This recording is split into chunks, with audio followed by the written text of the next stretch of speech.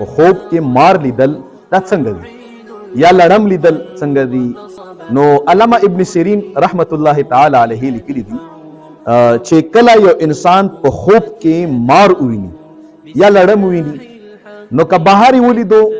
نو دا تعبیر دی د دې خبرې چې د کور نه بهر دشمن شته، او که په کور کې دننه ولیدو نو تعبیر دا دی چې د په کور کې یو دشمن شته، او که د ولیدو چې د مار لړم دی چیچلی دی نو دلیل دی او تعبیر دی د دې خبرې چې په ده باندې به دشمن غالب کیږي او دله به نقصان رسوي، او که دی وویني چې د مار لړم وژلی دی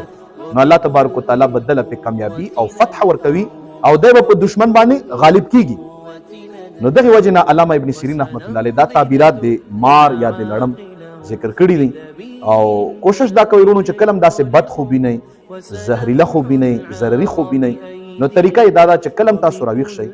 نو ګس طرف ته داسې د لاړو د توکېدو هغه